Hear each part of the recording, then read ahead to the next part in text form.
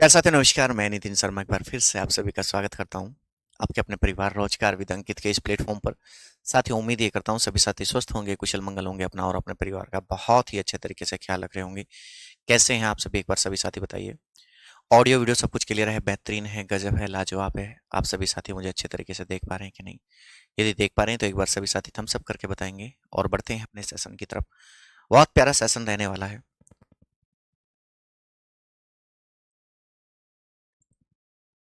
जी, सभी का स्वागत और भरपूर स्वागत है भैया। डन है जी। तो हम बढ़ेंगे बहुत प्यारे से सेशन की तरफ। याद रखेंगे, पहले करते हैं रिवीजन। रिवीजन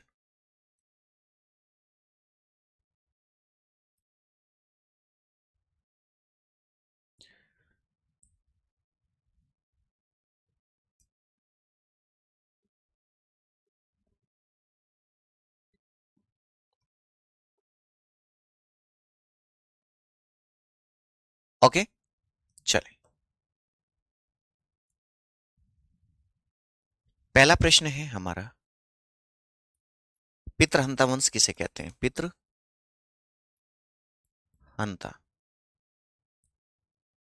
पितृहंता वंश किसे कहते हैं? ओके, अगला प्रश्न है, हर्यक वंश का संस्थापक कौन था? हर्यक वंश का संस्थापक का संस्थापक। दूसरा प्रश्न आपका कंप्लीट हुआ। अगला प्रश्न, अगला प्रश्न क्या कहेगा? यदि मैं अगले वंश प्रश्न की बात करता हूं कि अजात शत्रु की हत्या किसने की थी? अजात शत्रु की हत्या। नेक्स्ट प्रश्न है, नंद वंश का संस्थापक कौन था? नंद वंश का संस्थापक का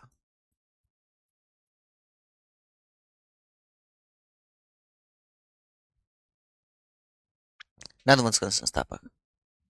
अरे वाह, आपने तो सबने यार दिल खुश कर दिया। दिल खुश कर दिया,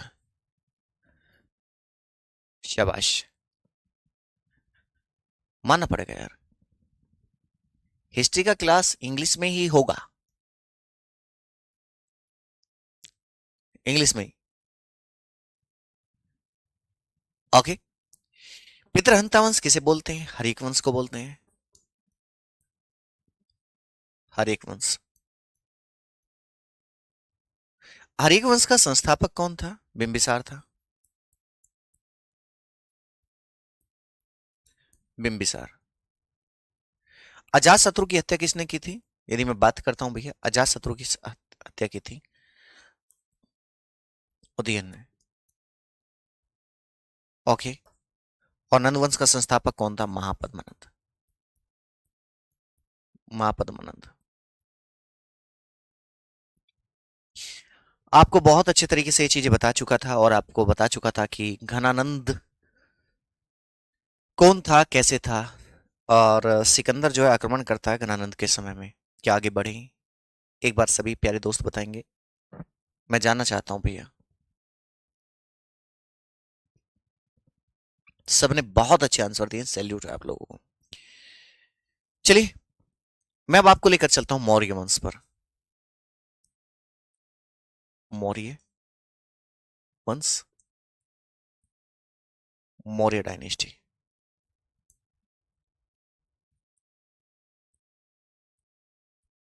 मौर्य वंश यानी कि मौर्य डायनेस्टी। चलिए स्टोरी के माध्यम से चीजें करवाता हूं। स्टोरी के माध्यम से आप लोग जुड़िएगा, चीजों को समझिएगा और आगे बढ़िएगा। मान के चलिए, होता क्या है,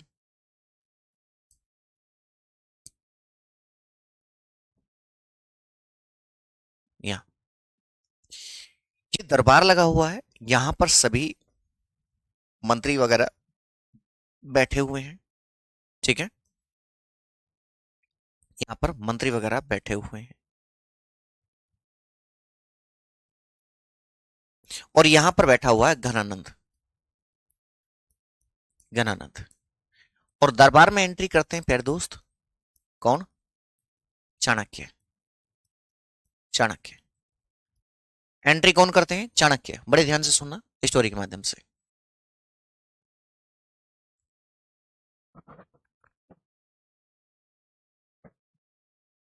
जी, ये नहीं लिखना है आपको नोट्स में, पीडीएफ से पहले समझिए चैप्टर को।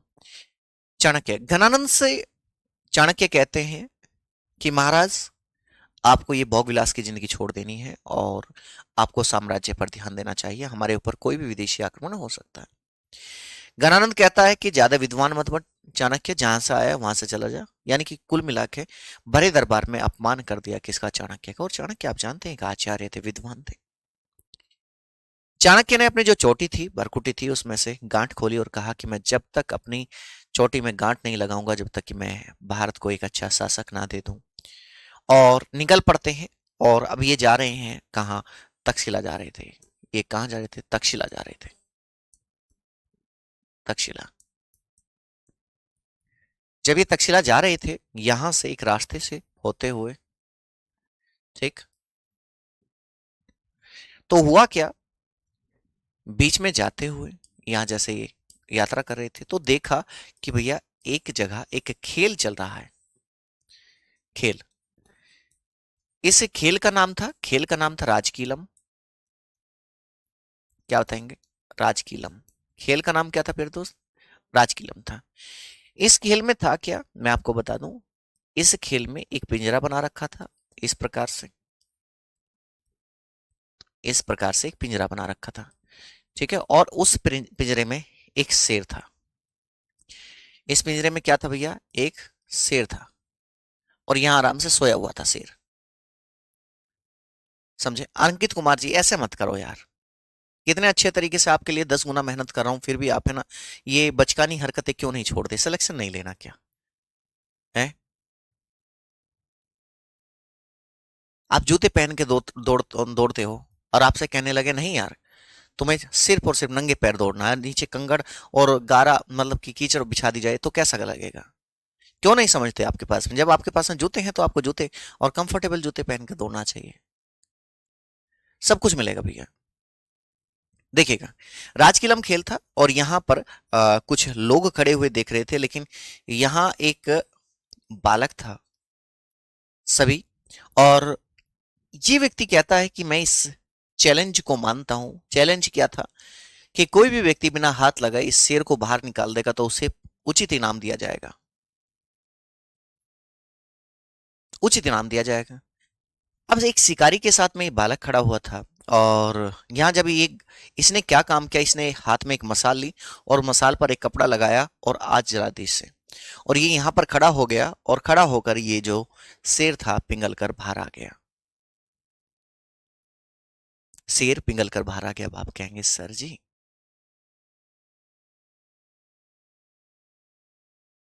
आप हमारा पागल बना रहे हो। नहीं बच्चे, पागल नहीं। एक्चुअल में इस बच्चे का ध्यान इस शेर पर ही था। इसने देखा कि ये शेर हिलजुल नहीं रहा है बिल्कुल भी। और ये शेर कैसा था? एक मोम का शेर था, मोम का पुतला था। और जैसे ही आग जलाई तो ये पिघल कर बाहर आ गया। अब इस बुद्धिमत्ता को कौन देख रहे थे? यहां से चाणक्य देख रहे थे। और चाणक्य ने इस बालक को 1000 करशापन में खरीदा। करशापन। करशापन उस समय बच्चे, उस समय मुद्रा हुआ करती थी, जैसे इस समय रुपया है ना, उस समय मुद्रा हुआ करती है 1000 करशापन में। और इसे ले गए कहाँ? तक्षशिला। तक्षशिला ले जाने के बाद में इसे बहुत अच्छे तरीके से ट्रेंड किया, प्रशिक्षित किया बेटा। ठीक है, प्लीज।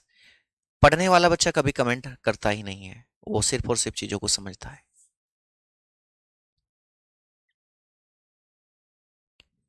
हाँ, मोम का पुतला था बेटा। अब एक समय आया। अब समय आया, चाणक्य ने कहा चंद्रगुप्त मौर्य से, इस व्यक्ति का नाम, इस बालक का नाम चंद्रगुप्त था। चंद्रगुप्त। समझे? सुनिएगा, शुरुआत में चंद्रगुप्त था। अब ये क्या करता है भैया? ये जो घनानंद था, घनानंद पर अटैक करने के लिए आया। कौन आया? चंद्रगुप्त आया। चंद्रगुप्त अटैक करने के लिए आया। अटैक कौन कर रहा है? सी एच लिख दे, चंद्रगुप्त। अब जब इस पर अटैक करने आया तो भैया घनानंद का एक सेनापति था जिसका नाम क्या था भैया? राक्षस। राक्षस बड़ा खतरनाक व्यक्ति था। चंद्रगुप्त ने भैया अटैक किया। किस पर किया? घनानंद पर। लेकिन बीच में कौन आ गया? बीच में आ गया राक्षस। भाई साहब चंद्रगुप्त की हालत खराब कर दी। समझे? चंद्रगुप्त की हवा खराब कर दी राक्षस ने। फिर से गया। चाणक्य ने सोचा कि शायद कमी कोई रह गई है, इसे एक बार देखते हैं। एक साल फिर से फिर से ट्रेनिंग ली। इस बार आया। पहले तो आया, थप्पड़ ही थप्पड़ मारे थे। थप्पड़ ही थप्पड़ है। थे थप्पड़ पे थप्पड़, दे थप्पड़ पे थप्पड़। जब दूसरी बार अटैक करने आए चंद्रगुप्त साहब, तो इस बार तो घसीट घसीट के मारा। अली मम्मी ली बचा ले ली, अली मम्मी बचा ले, अली मम्मी बचा ले ली, बहुत बोली चले मारा। अब ये सब कुछ चल ही रहा था तो एक दिन थक गए, हार लिए दो बार। चंद्रगुप्त के दिमाग में आया कि यार मैं एक काम करता हूँ, अपने साम्राज्य में कहीं सैर करने जाता हूँ, और निकल लिए। और वहां एक आम इंसानों का नजारा देखने लगे चंद्रगुप्त। चंद्रगुप्त ने देखा एक घर में एक बूढ़ी माता है और उसका एक छोटा सा पोता है। ठीक है, उसका एक पोता है। और यहाँ पर उसे वो पूड़ियां बनाकर खिला रही है, पूड़ियां बनाकर खिला रही है। समझे? ये नहीं लिखना, मैं आपको सिखा रहा हूं, फिर जहां लिखना है मैं बताऊंगा। पूड़ियां खिला रही है। अब ये छोटा बालक, अबोध बालक है। अबोध का मतलब उसे इतना ज्ञान नहीं है। जैसे गरम गरम पूड़ी आ रही है, उसने उसमें उंगली दे दी और उंगली भाप से जलेगी कर रहा है, ये अली मम्मी माँ, अली मम्मी माला माला। अदा समझो बेटा, आराम से खा। वो कहाँ मानने को था? दूसरी पूरी आई, दूसरी पूरी में तो पूरा हाथ ही दे दिया। अब को तो और जोर से नीचे फैलगा, मेरा हाथ जलगा जलगा। अब उस बालक को देख के बड़ा मजा आ रहा है चंद्रगुप्त को। अब माँ समझा रही है, दादी समझा रही है, बेटा थोड़ा थोड़ा तोड़ के साइड में से आराम आराम से फूंक मार मार के खाना चाहिए। तुम डायरेक्ट बीच में ही क्या कर रहे हो? उंगली मारते रहो, हाथ मारते रहो। इतना ही सुनते के साथ ही चंद्रगुप्त के दिमाग में आ गया कि मैं भी तो यही गलती कर रहा था, डायरेक्ट सेंटर में अटैक कर रहा था। इस बार चंद्रगुप्त कहते हैं चाणक्य से कि मेरा एक काम कर दीजिए। कि क्या कर दीजिए? कि वो क्या है, मंत्री है, सेनापति है, तो एक काम करो, राक्षस को खरीद लो। और आपने जाना होगा कि एक पुस्तक आती है, मुद्रा राक्षस, मुद्रा राक्षस, जिसमें मौर्य साम्राज्य के सारे चिट्ठे लिखे हुए हैं। समझे? तो यहां इस बार इसे खरीद लिया गया और घनानंद को हरा देता है कौन? चंद्रगुप्त। अब चंद्रगुप्त जब जीत जाता है तो ये मौर्य साम्राज्य की नींव रखता है। मौर्य, ठीक है, मौर्य साम्राज्य की इसलिए नींव रखता है क्योंकि चंद्रगुप्त की माता का नाम मूर था, मूर। और मूर से ही क्या रखा इसने? मौर्य नाम रखा। क्या रखा? मौर्य नाम रखा। समझे? क्लियर समझ में आई कि नहीं आई? खुरापात आइडिया समझ में आया कि नहीं आया? एक बार सभी प्यारे दोस्तों से मैं जानना चाहता हूं, एक बार हम सब करके बता देंगे, यस और नो? बताइए, मैं जानना चाहता हूं। दिल खुश हो जाना चाहिए। चलिए मैं लेकर चलता हूं अब आपको आगे। जी, चंद्रगुप्त मौर्य, माता का नाम मूर था और मूर के नाम पर ही इस वंश का नाम मौर्य पड़ा। पत्नी का नाम दुर्धरा था और एक पत्नी और थी, अभी बताऊंगा। अन्य नाम क्या था? भारत का मुक्तिदाता एंड्रोकोटस सेंड्रोकोटस। सेंड्रोकोटस कहते हैं जस्टिस और एंड्रोकोटस कहते हैं एपियन और प्लूटार्क। 1793 में सर विलियम जोन्स ने बताया कि सेंड्रोकोटस और एंड्रोकोटस चंद्रगुप्त मौर्य के ही अन्य नाम है, यानी कि कोई और नहीं है। और गद्दी पर बैठता है 322 ईस्वी में घनानंद को हराकर। आपको पता चला घनानंद कैसे हारा? घनानंद कैसे हारा आपको पता चला कि नहीं? जब घनानंद को हराया फिर इसे एक पंगा लेना पड़ा। अब पंगा किससे लिया इसने 305 ईस्वी में? सेल्यूकस निकेटर से युद्ध होता है। अब जब युद्ध हुआ तो इस युद्ध को हारने के बाद निकेटर ने अपनी बेटी कार्नेलिया यानी कि हेलेना की शादी चंद्रगुप्त मौर्य से कर दी और दहेज में निकेटर ने चांद प्रांत, काबुल, कांधार, मकरान और हेरात दिए और साथ ही निकेटर ने अपना एक दूत मेगस्थनीज चंद्रगुप्त मौर्य के दरबार में भेजा। चलिए समझाता हूं। पुस्तक का नाम इंडिका था। चंद्रगुप्त मौर्य ने 500 हाथी सेल्यूकस को दिए। सारी चीजें समझाता हूं। अब होता क्या है भैया कि युद्ध हुआ किस किस के मध्य? चंद्रगुप्त मौर्य, चंद्रगुप्त मौर्य और वर्सेस सेल्यूकस के बीच। सेल्यूकस, चंद्रगुप्त मौर्य और सेल्यूकस के बीच। बेटा वादा है, आपकी नींद भी आ रही होगी ना, वो भी उड़वा दूंगा, ठीक है ना। वादा कर दिया है और जो 1 2 3 रैंक आएगा ना उसके घर आने का प्रॉमिस कर रखा है। प्रॉमिस है, प्रॉमिस, प्रॉमिस। 1 2 3 जो रैंक आएगा ना, ठीक है, उसके घर आएंगे। किस? उसके घर मैं आऊंगा और माँ के हाथ का बना हुआ खाना खाएंगे, जो भी माता घर में अच्छा बनाती होगी, ठीक है। कोई मुझसे पूछता है, एक बच्चा पूछ रहा था एयरफोर्स में कि सर आपको क्या पसंद है? मुझे सच में जो पसंद है वो मतलब चूल्हे की रोटी हो, न्यूनी घी हो और उसके साथ में यार चटनी हो, पुदीने की, हरी धनिया की, थोड़ी सी प्याज, थोड़ा सा लहसुन और थोड़ा सा टमाटर उसके साथ में हो, ठीक है। बस मजा ही अलग है, समझे। और मेरे मेरा एक फेवरेट चीज और है, जो जो कि मैं यहाँ रूम पर अकेला रहता हूँ, तो मुझे एक चीज बड़ी पसंद है। वो क्या है? वो दही के साथ में ना थोड़े से खीरा, थोड़े से प्याज, थोड़ा सा टमाटर, भुना हुआ जीरा, काला नमक डाल के, हरी मिर्च डाल के, बिल्कुल बढ़िया तरीके से, समझे। हाँ, क्लियर है। चलिए चलिए इसे है ना 1 to 5 कर देते हैं, 5 रैंक तक, 1 to 5। ओके, और बताओ 1 to 5। अब देखिएगा, मैंने कहा ना नींदें उड़वा दूंगा आपकी, इस लेवल पर ले जाकर का। चंद्रगुप्त मौर्य और सेल्यूकस निकेटर के बीच में कब 305 बीसी में एक युद्ध हुआ था भैया। क्या हुआ था? युद्ध हुआ था। अब युद्ध में हार किसकी हुई? हार होती सेल्यूकस की, जीत किसकी हुई? चंद्रगुप्त की। अब हुआ क्या? अब ये जो है ना एक संधि के लिए चले जाते हैं। अब ये संधि के लिए जाएंगे, ठीक है। अब ये दोनों संधि के लिए जाते हैं, कहां चले गए? यूनान, यूनान। ये यूनान चले गए, यानी कि ग्रीस चले गए। अब हुआ क्या? जब ये संधि के लिए वहां गए तो चीजों को समझिएगा। यहां पर एक फार्म हाउस था, ठीक है। फार्म हाउस में बढ़िया से एक बेड लगवा दिया यहां पर, ठीक है। और यहां पर चंद्रगुप्त मौर्य आराम फरमा रहे हैं। ये इधर थोड़ा सा बड़ा महल था।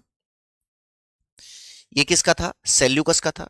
सेल्यूकस निकेटर, सेल्यूकस निकेटर लिख दिया मैंने, ठीक है। ये महल किसका है? सेल्यूकस निकेटर का। और बीच में क्या था? बीच में एक बहुत प्यारा सा, क्या था भैया? यहां पर, यहां पार्क था। ये क्या था भैया? एक पार्क था। ओके, यहां ये पार्क बना हुआ है, बड़े ध्यान से सुनना। अब पार्क बन रहा है। चंद्रगुप्त मौर्य सुबह सुबह उठते हैं और ये सैर पर निकल जाते हैं यहां पर इस तरीके से, ठीक है। ये कौन है? चंद्रगुप्त मौर्य है। और इधर से भैया सुबह सुबह रनिंग करने के लिए भैया निकल जाती हैं, कौन? हेलेना, हेलेना, ठीक। अब ये दोनों रनिंग करते हुए, ये महाराज जो है उल्टी रनिंग कर रहा है और ये एक दूसरे से मिलते हैं यहाँ पर, ठीक है। यहाँ दोनों मिले, मिलते के साथ ही बातचीत हुई। बातचीत से पता चला, ओ माय गॉड, ये तो सेल्यूकस निकेटर की पुत्री है। इसका नाम क्या है? हेलेना। अब ये संधि करने आए हैं। अब संधि करने के बावजूद यहाँ आंखें 2 से आंखें हुई 4, ठीक। कहा, चंद्रगुप्त मौर्य जी कहते हैं आप मेरी वैलेंटाइन मनोगे? हम्म?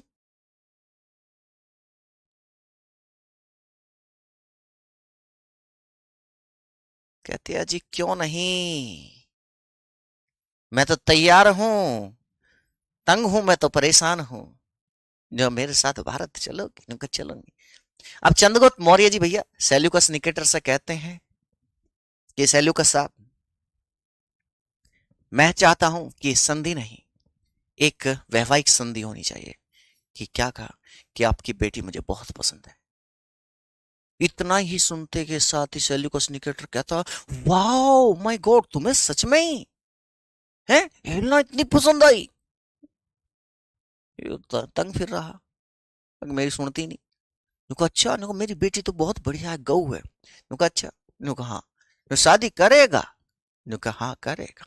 क्रिश का गाना सुनेगा? नुका नहीं, शादी करेगा। भैया सिंपल सी बात, यहाँ हेलना ठीक है, बढ़िया तैयार, शादी वादी होगी चंद्रगुप्त मौर्य के साथ में, ठीक है, हेलना की शादी होगी। और भैया पहली बार कोई विदेशी बहू बनकर, ठीक है, तो विदेशी भाभी सबसे पहले कौन लाए? कि चंद्रगुप्त मौर्य चाचा लाए, ठीक है, चंद्रगुप्त मौर्य चाचा। अब सेल्यूकस निकेटर बड़ा तेज आदमी है, वो कहता है कि दहेज में क्या लोगे? कि भैया दहेज में 4 क्षेत्र दे दिए, अभी मैंने बताया था, हेरात, कांधा, बकरान और बलूचिस्तान, ठीक है, 4 क्षेत्र दे दिए। अब चंद्रगुप्त मौर्य कहता है कि यार बढ़िया टॉप क्लास की बहू मिल गई, मैं जीता हुआ राजा हूँ, मुझे अब टेंशन लेनी नहीं है, मैं संन्यास ले लेता हूँ। अब ये चंद्रगुप्त मौर्य इतना तेज आदमी है, ये अपने ससुर साहब को कहता है, सुनो ससुर जी। ससुर जी तनु का जी कहिए, अब तो हमारे संबंध बढ़िया है। कहा कि मैं आपको कुछ गिफ्ट देना चाहता हूँ। कहा अच्छा, नु क्या? नु कहा 500 हाथी दे रहा हूँ। अब भैया ये चंद्रगुप्त मौर्य बड़ा तेज आदमी, क्या जब मैं लड़ूंगा ही नहीं तो मुझे हाथी का क्यों खर्चा उठाऊं, हाथी का। अब ये भी बड़ा खुश हुआ, अरे वाह 500 हाथी। अब इस बावली पूछ को क्या पता था कि 500 हाथियों का खर्चा कितना उठाना पड़ेगा है।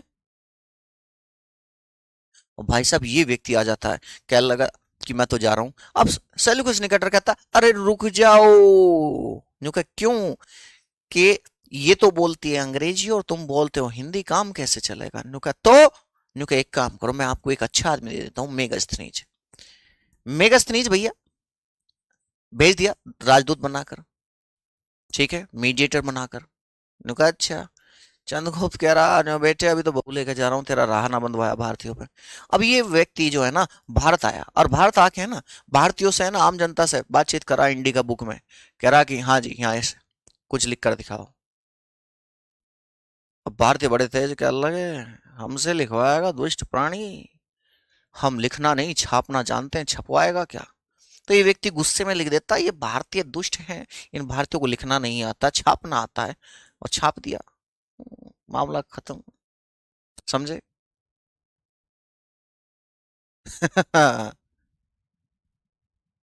एक बार बताइए, चीजें समझ में आई? एक बार सभी साथियों से जानना चाहता हूं, क्या मैं आगे लेकर चलूं सेशन को? तब आपको पता चला।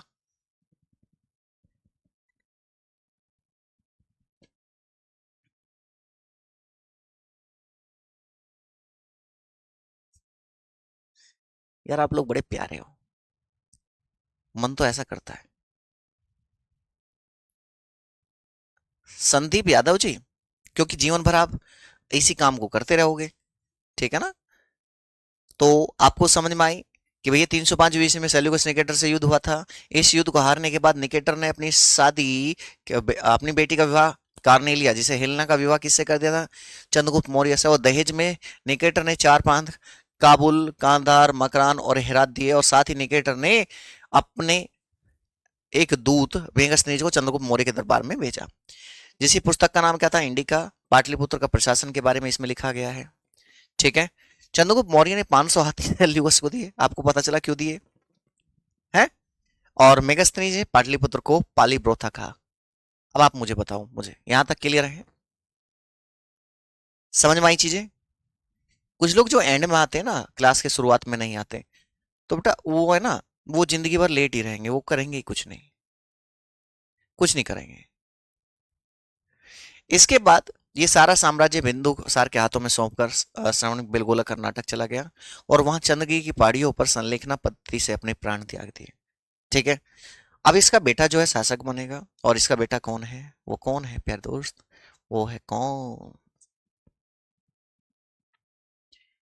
सर जी आप इतना अच्छा कैसे पढ़ा लेते हो, बताइए जरा, क्योंकि मुझे फिक्र है उन शेरों की, उन वीर जवानों की जो बॉर्डर पर देश की रक्षा करेंगे, उनके लिए तो मैं जान बिछा दूंगा, जान, ठीक है ना। इन वीरों के लिए तो मैं कुछ भी करने के लिए तैयार हूँ। यू आर माई कह सकते हैं पावर, ठीक है, स्ट्रेंथ, सब कुछ आप ही हैं। बिंदुसार 298 टू 273 बीसी, ठीक है, इसके बारे में देखते हैं। अन्य नाम इसे अमित्रघात वारिसार, इसके बारे में ज्यादा नहीं, यहाँ से क्वेश्चन नहीं पूछ जाते, लेकिन मैंने चीजें समझाती हैं। भरतसार सिंहसेन अमित्र कोटिज आजीविक संप्रदाय का अनुयायी था, ठीक है। इसके दरबार में भैया दो क्या नाम है यात्री आए थे, फिलाडेल्फस और डाइमेकस। ये टॉलमी सेकंड ने भेजा था और एंटियोकस ने भेजा था। इसके बारे में ज्यादा नहीं करना, क्योंकि इसके बाद में अशोक आएगा, अशोक के बारे में पढ़ना है। इसके समय में तक्षशिला में अशांति थी, जिसके दमन करने के लिए इसने अपने पुत्र सुसीम को भेजा। और बिंदुसार के दो पुत्र थे, एक सुसीम और एक अशोक। इसके समय में प्रधानमंत्री चाणक्य ही थे, ठीक है। इसके समय में, बिंदुसार के समय में क्या थे भैया, चाणक्य थे। और अब हमें पढ़ना है अशोक के बारे में। अशोक के बारे में मैं आपको थोड़ा सा डिटेल में बताता हूँ। क्या आप तैयार हैं अशोक के बारे में पढ़ने के लिए? यस और नो बताएंगे? आर यू रेडी अशोक के बारे में पढ़ने के लिए? सर इतना लेंथी क्यों पढ़ाते हो, केवल इंपॉर्टेंट टॉपिक ही पढ़ा दो बेटा। फिर एक काम करना, मैराथन क्लास में आना, आपको सिर्फ 50 क्वेश्चन बता दिए जाएंगे जो आपकी परीक्षा में आएंगे। यहाँ क्यों बैच लिया है यार, है क्यों टेंशन ले रहे हो? आपने नाम अच्छा रखा है यार, है, मुझे कहीं उठवाओगे पुलिस वालों में? हिस्ट्री माफिया, है हिस्ट्री माफिया दा, ठीक, ठीक है भाई। अब होता क्या है भैया, ये है बिंदुसार, बिंदुसार। और बिंदुसार के पुत्रों की संख्या, पुत्र कितने पता है आपको, जानते हैं? इसे पुत्रों की संख्या है 100, सॉरी 101, एक कैसे घटा दिया मैंने, 101। इसे पुत्रों की संख्या है 101, ओके। और 101 पुत्रों में एक है अशोक। जिस समय अशोक पैदा हुआ भैया, अशोक की माता का नाम था क्या भैया, वन देवी, धम्मा, ठीक है, सुभद्रांगी। कई सारे नाम देखने के लिए मिलते हैं, ओके। अशोक, अब अशोक जब पैदा हुआ था, कहा जाता है कि बड़ा कुरूप था, मतलब बहुत भद्दा दिखता था। और बिंदुसार, इतने सारे पुत्र थे, सोचा कि अशोक को बाहर निकाल दूं। अशोक को जब बाहर निकाला गया तो इसकी माँ भी कहने लगी मैं अपने बच्चे को बाहर नहीं भेजूंगी। और बिंदुसार ने इसकी माँ को बाहर निकाल दिया और ये वनों में रहने लगी, जिस कारण अशोक की माता का नाम वन देवी हुआ।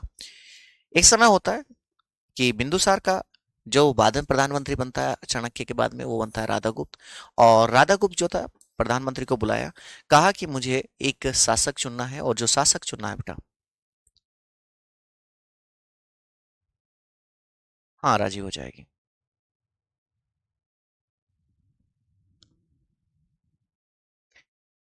अब प्रधानमंत्री बुलाया, प्रधानमंत्री ने कहा कि मुझे राजा चुनना है, और राजा चुनना है तो मेरे सभी बेटों को बुलाया जाए।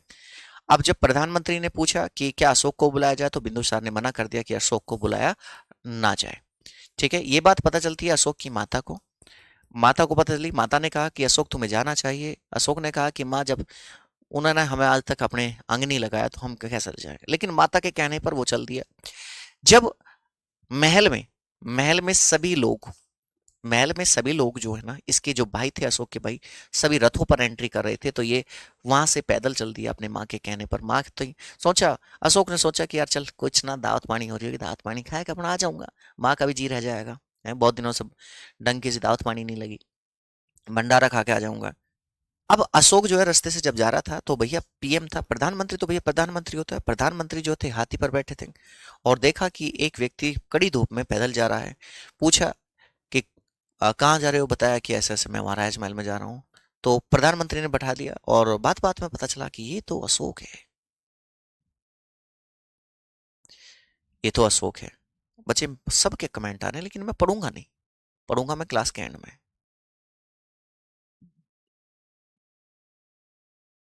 समझे, क्लास के एंड में।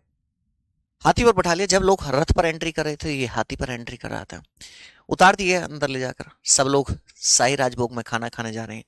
जो अशोक था, अशोक भैया आम जनता के पास में गया। जब आम जनता के पास में गया तो वहां पर भैया खाना चल रहा था।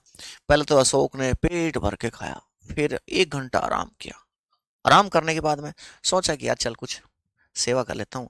अब अशोक भैया वही बाल्टी ले लेता, हाँ जी सब्जी सब्जी सब्जी सब्जी सब्जी सब्जी सब्जी सब्जी सब्जी सब्जी, हाँ जी हलवा हलवा हलवा हलवा, हाँ जी आज पूरी पूरी पूरी पूरी पूरी पूरी।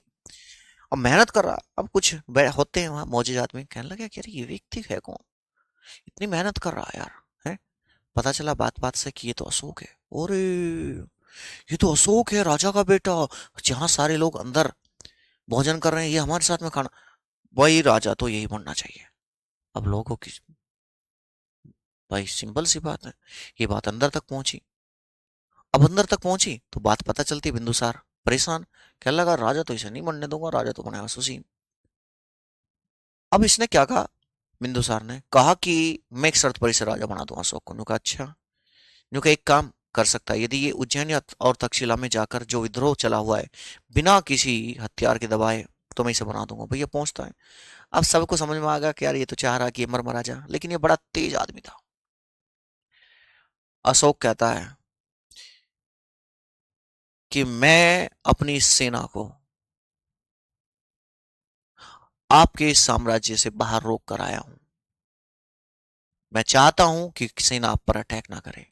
इस वजह से मैं आपसे विनती करने आया हूं कि आप जो यहाँ का विद्रोह है इसे दबा दें, वरना वरना मैं तुम्हारा हाथ मान लूंगा।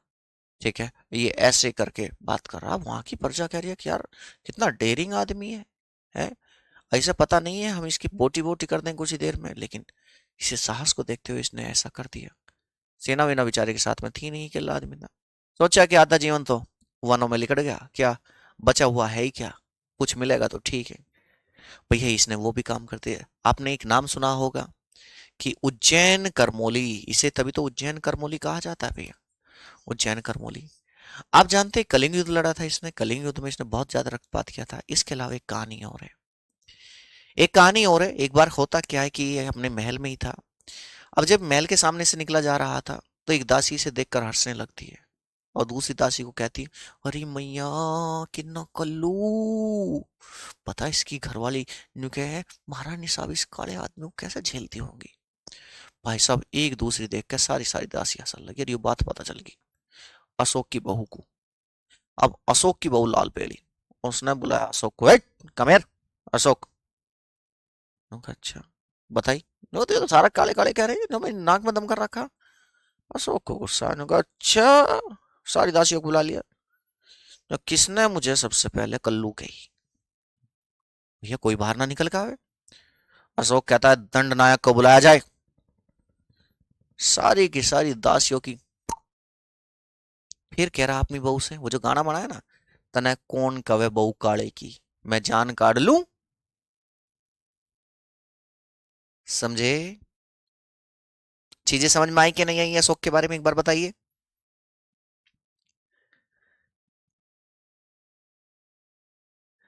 मुझे बताएंगे।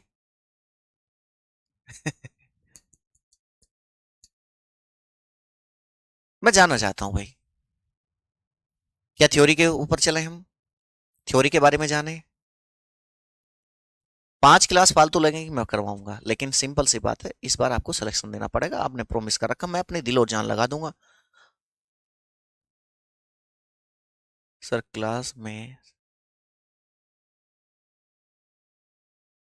ओके ओके, राहुल जी कह रहे हैं सर जी ऐसे ओवर एक्टिंग करके मत पढ़ाओ बेटा, बिल्कुल सीरियस होकर पढ़ाऊंगा, देख बिल्कुल एकदम। देखो, ओके, सॉरी शक्तिमान, देखो कितना सीरियस होकर पढ़ाऊंगा मैं। अब आप देखना कितना सीरियस।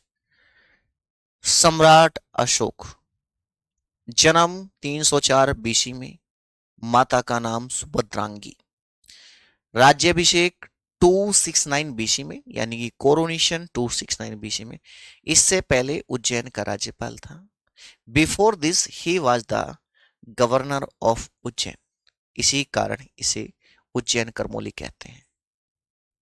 ठीक है।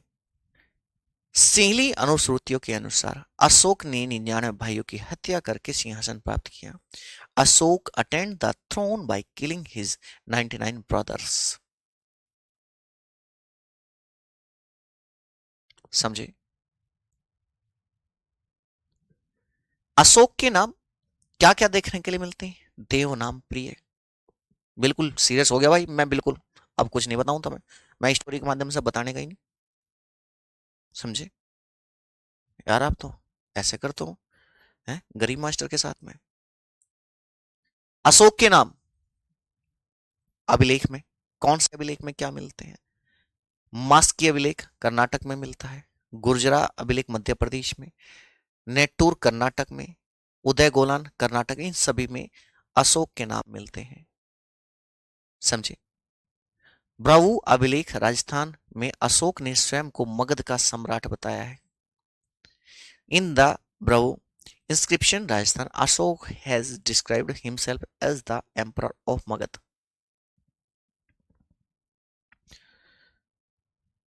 समझे।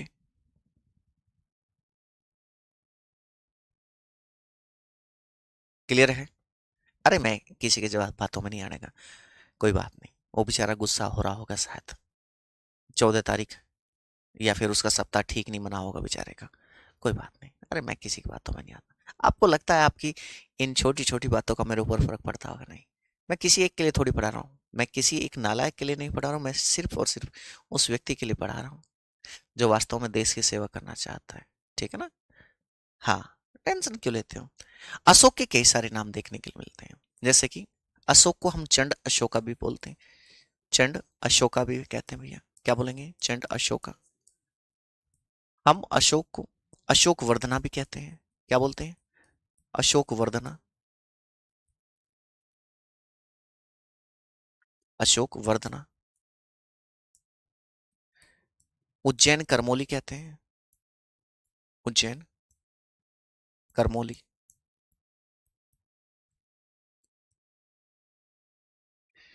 देवनाम प्रिय बोलते हैं। देवनाम प्रिय। देवनाम प्रिय। देवनाम प्रियदर्शी।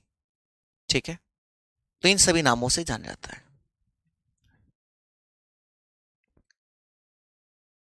टेंशन नहीं लेना है। ओके। ये तो होते रहते हैं। अभी तो देखना, जब आपका सिलेक्शन होगा ना, कितने लोग अभी तो जलेंगे आपसे। वो है ना, इस वजह से दिक्कत हो रही है उसे। उसे है ना, उसे लग रहा होगा कि सर जी इतना अच्छा कैसे पढ़ा लेते हैं। हमें क्या है, हम फौजी आदमी हैं भाई साहब। हमें सिर्फ देश की परवाह है, दुष्ट लोगों की नहीं। राजतरंगिणी के लेखक जो हैं कल्हण, वो क्या कहते हैं? कहते हैं अशोक का अधिकार कश्मीर पर भी था। Ashoka also had authority over Kashmir. Kashmir में श्रीनगर तथा नेपाल में देवपाटन नगर भी बसाया था। He established a city named Srinagar in Kashmir and, क्या बताएंगे, देवपाटन इन नेपाल। कलिंग युद्ध की बात करते हैं। कलिंग युद्ध।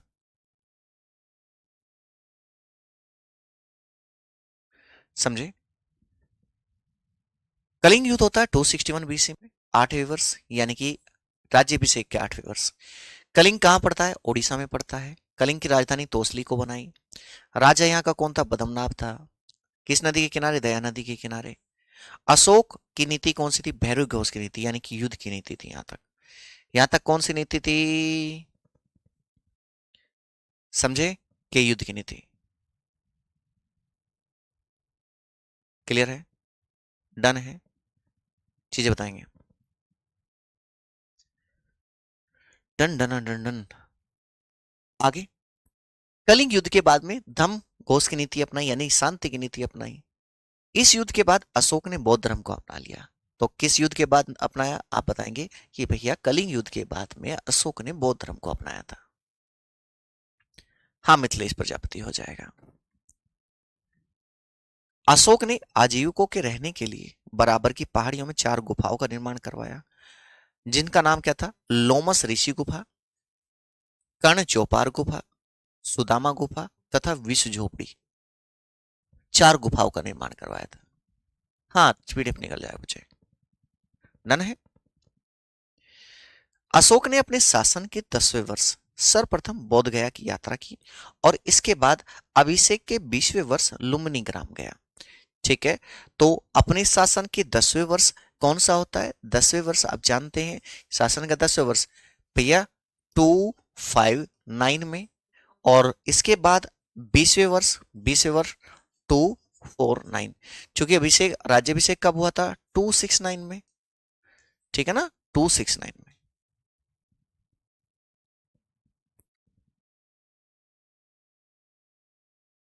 हाँ। ओके, अरे टेंशन मत लीजिए, ये तो होता रहता है। ऐसे ही पढ़ाऊंगा, जैसे जैसे आपको समझ में आएगा ना वैसे पढ़ाऊंगा।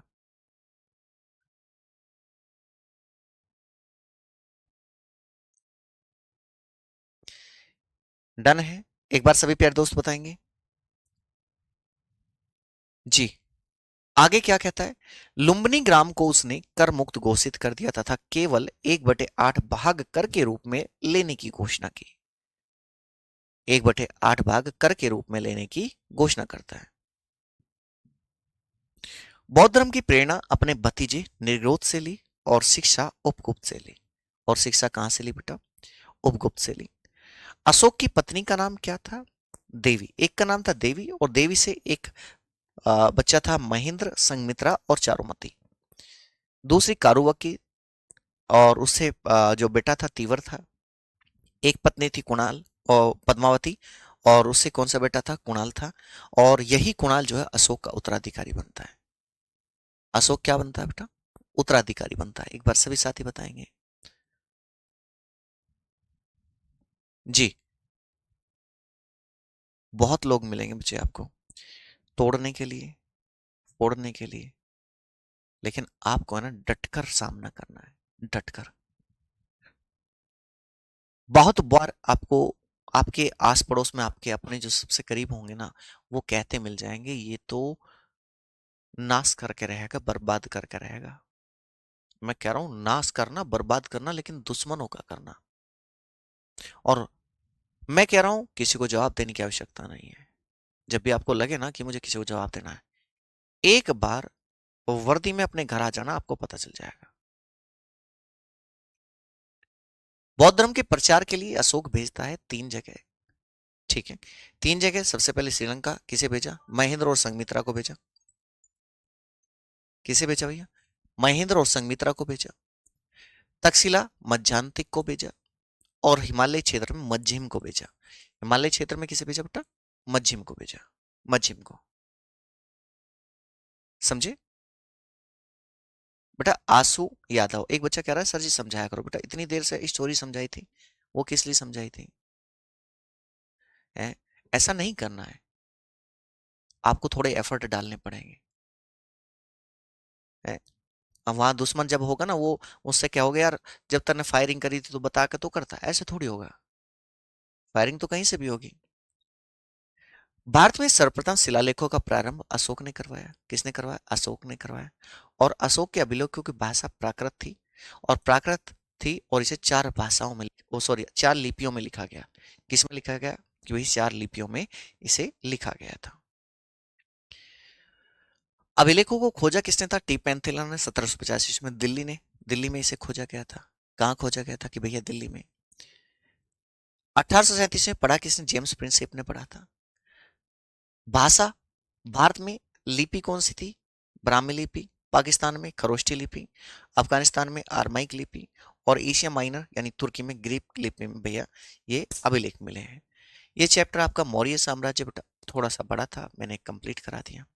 कल इसके बाद में छोटे छोटे बहुत माइनर चीजें हैं, उन्हें मैं कराऊंगा। ओके। एक बच्चा कह रहा है कि सर आप किसी की बातों में मत आया करो। देखिए बातों में आने के बाद तो कोई बनती नहीं है। और आप जब भी किसी की ये जिन्हें क्लास से जाना है वो जा सकते हैं। क्लास कंप्लीट हुई। मैं हमेशा एक बात हमेशा बोलता आया हूँ, कहता आया हूँ कि आप यदि तुलना करोगे ना जीवन में कि सर आप उनकी तरह पढ़ाइए, आप उनकी तरह करिए, कुछ लोग कहेंगे सर ऐसा करिए वैसा करिए, चीजों को एक्सेप्ट करना सीख गए ना तो आधे कामयाब तो तभी हो जाओगे। आप अंदाजा लगा कर देखिए, जिस बच्चे की ये लास्ट भर्ती है और वो दिल और जान लगाना चाहता है, मैं कैसे भूल जाऊं उसके बारे में? हुँ? मैं कैसे भूल जाऊं उस बालक के बारे में जो लास्ट टाइम शायद 1 या 2 क्वेश्चनों से रह गया होगा? मैं कैसे भूल जाऊं उस बालक के बारे में जिसके घर में वास्तव में माँ बाप भाई बहन उसके अपने उम्मीद करके बैठे हैं कल हमारा बच्चा कामयाब होगा तो हम जीत जाएंगे। कैसे भूल जाऊं उस बालक के बारे में जो फोन भी रबड़ बैंड लगाकर पढ़ रहा है? कैसे भूल जाऊं उस बालक के बारे में जिसने ये कोर्स भी जैसे तैसे करके उसने पैसे इकट्ठे करके जोड़ा है? कैसे भूल जाऊं उस बालक के बारे में जो इस समय शायद किसी ठेले रेहड़ी या फिर कहीं ऐसी जगह जहां वो छोटी मोटी नौकरी करके उस समय पढ़ रहा है। कैसे भूल जाऊं उस बालक के बारे में जो मजदूरी करके, दिहाड़ी करके तब पढ़ रहा है। नहीं बचे, किसी के बारे में नहीं भूलूंगा। मैं उस बालक की तुलना कैसे कर सकता हूं उस व्यक्ति से जिसके घर में ऑलरेडी दो दो तीन तीन चार चार सरकारी नौकरियां हैं, या फिर उनके साथ हर तरीके से परिपूर्ण अच्छा बिजनेस है, तो मैं उनके बारे में तो सोचूंगा ही नहीं बेटा। ठीक है। तो मुझे तो सिर्फ और सिर्फ मेरे अपने गुड्डों के बारे में सोचना है, अपने भाइयों के बारे में सोचना है ना। हम्म, जी विवेक जी। ओके। आ जाएगी बच्चे, बुक आ जाएगी। कोई डाउट है तो बताइए।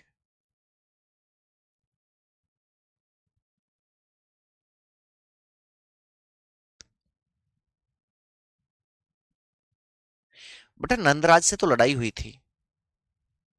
नंदराज से कलिंग युद्ध में लड़ाई हुई थी, वो हार गया था। उसके बाद में शासक की बात की जा रही है।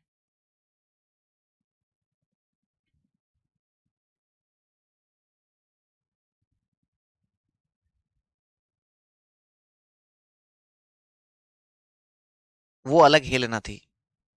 एक चेलना है, एक हेलना है। जैसे जोधा बाई जो हैं, कई सारे जोधा बाई हुई हैं, एक जोधा बाई नहीं थी, कई सारी जोधा बाई रही हैं। इतिहास के किंग मैं नहीं हूं। इतिहास के किंग तो नवीन सर हैं। नवीन सर से बेटर कोई नहीं हो सकता।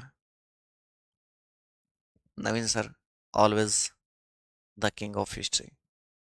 वो थे, वो हैं और वही रहेंगे। हम तो उनकी खड़ाऊ रख के शासन कर रहे हैं यार। समझे।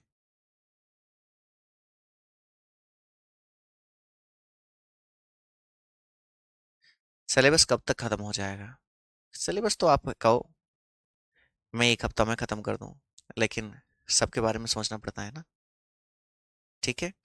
उम्मीद करता हूँ सभी साथियों को बहुत अच्छे तरीके से सेशन समझ में आया, और कोशिश करूंगा इस महीने के एंड से पहले आपका सिलेबस कंप्लीट करा दूं, है ना। ठीक है, आज की क्लास यहीं पर ओवर करते हैं और मिलते हैं हम लोग कल सेम टाइम सेम जगह। तब तक के लिए tata bye bye, Ram Ram से जय भारत बच्चे।